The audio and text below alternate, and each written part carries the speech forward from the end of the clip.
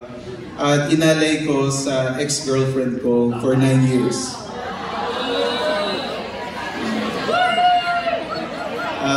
Asawa ko na siya ngayon for 6 years.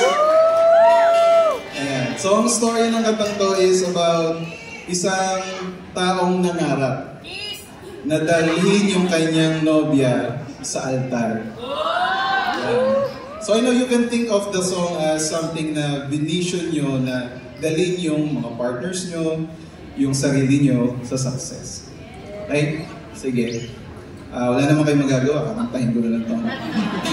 Sige po.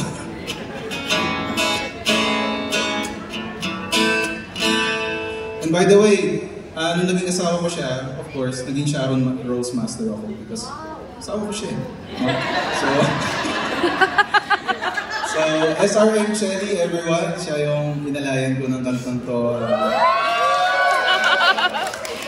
So, kung di nyo siya kilala, okay.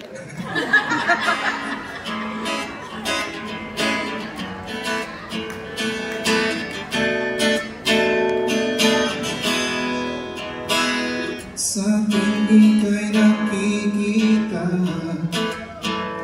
anong siglang nadarama? Hindi man ito halata. Introvert ko kasi ako. Ngunit sumasabog ang puso sa tuwa. Aking mahal, iyong pakinggan. Ang nangiyutin sa'yo lamang nakalaan. Pagkat ikaw ang pangarap ng buhay ko. Tanging pangalan natin itibok ng puso ko. O di kumpletong bawat araw hanggat hindi ka natatanaw. Kasi naman ikaw ay aking minamahal. Nasa isang araw ay haharap ko sa altar. O hanggang sa aking huling hilinga, di magsasawa na sa'yo ay magsabi, mahal kita. Tama lang hair. Oh my God. There you go. Ito pa. Sa tuwing magkahawak ng kamay, ramdam ko ang pag-ibig na tunay. Sa tuwing kayakap kita, para bang ayaw ko na bumitiw pa. Aking mahal, iyong pakinggan. Nawitig sa'yo lamang nakalaan.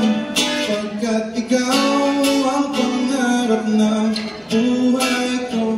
Tanging pangalan natin itibok ng puso ko.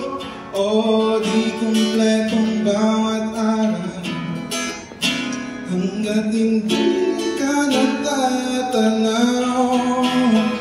Kasi naman ikaw ay aking minamahal. Nasa isang araw ay haharap ko sa altar. O hanggang sa aking huling hininga, di magsasawa na sa'yo ay magsabi, mahal kita.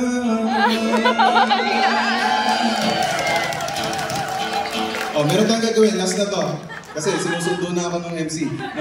So yung part na di magsasawa na sa'yo ay magsabi, yung mahal kita gawin natin adya-adya. Okay ba yan? Parang di. Okay, sige. Di magsasawa na sa'yo ay magsabi,